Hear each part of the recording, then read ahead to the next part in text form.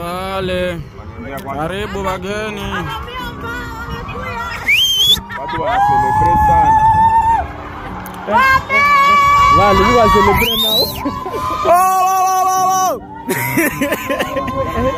Yeah. Zinala ziko complete. Yo aba.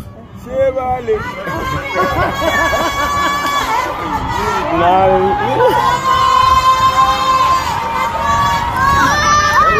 Wa double le moteur. Oe. Kalubi kabisa wanaezeka. Oe. Maji yanaela danje. Ziko play. Samchele. Ziko play. Kirumba town. Kirumba ile. Kemviku yaona. Maji zinayala. Ule ulingoma Ilifo tumuone. Hatu kimbia tulichunga.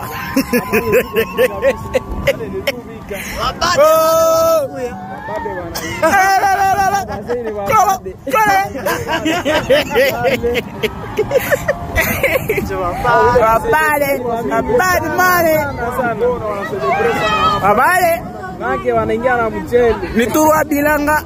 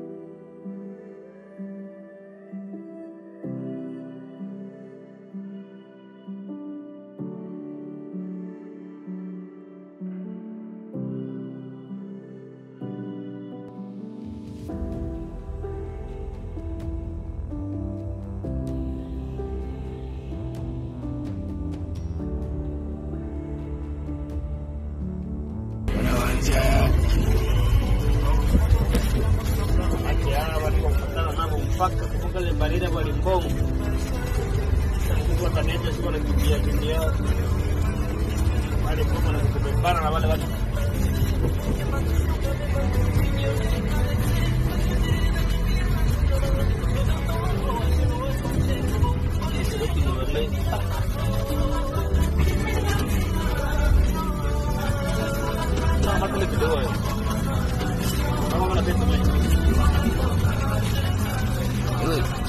Niwapiga pole kwenye ushatola kidogo.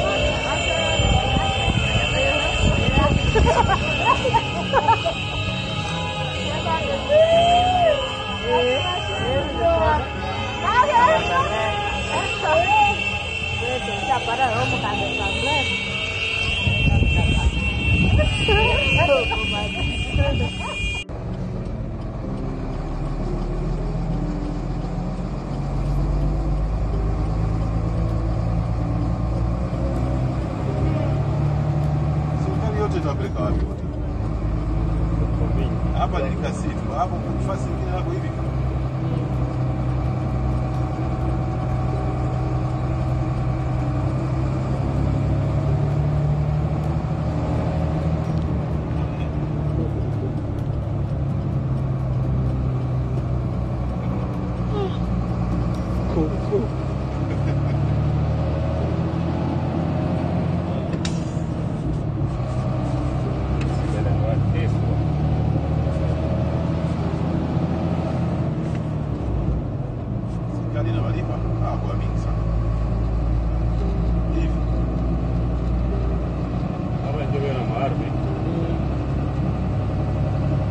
Kupatia mshahara wanalipiwa.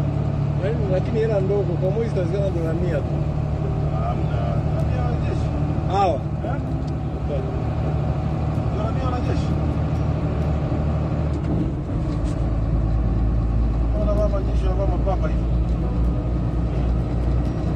Ndio mapapa hivi kwa kwa. Kuna uru.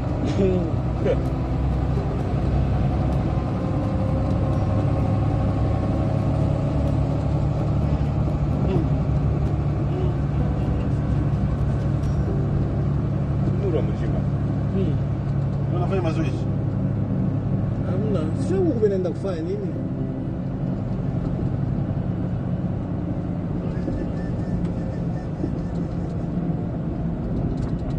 Unaweza ni filmer. Ile telefone mshoba. Naomba video. Vous avez tous suivi ce matin et depuis quelques jours la détérioration de la situation sécuritaire à Kanyabayonga, dans les territoires de Lubero, en province du Nord Kivu. Le président de la République a donc convoqué cette réunion du Conseil supérieur de la défense élargie pour faire le point général de la situation. Évidemment que nous avons parlé de la situation opérationnelle du pays de manière générale dans toutes les 3 zones de défense, mais il y a eu un accent particulier qui a été mis sur les événements de Kanyabayonga.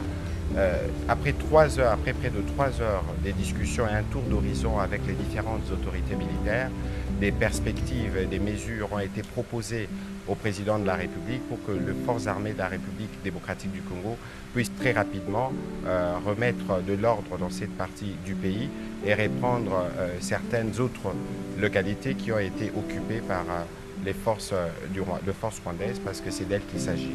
En même temps, le président de la République a tenu à rendre un vibrant hommage aux forces armées de la République démocratique du Congo qui défendent au prix de leur vie la patrie, et il a lancé un appel à toutes les populations de cette partie du pays, mais aussi à tous les Congolais. D'ailleurs, il y aura un message du 30 juin dans les heures qui suivent. Il aura l'occasion de revenir sur ce que nous tous, nous devons avoir comme attitude en ces moments pour nous assurer que partout où nous sommes, nous faisons d'abord preuve de solidarité pour toutes les populations et les compatriotes qui sont touchés directement par ces événements, mais aussi la nécessité pour nous de veiller à la préservation de la patrie.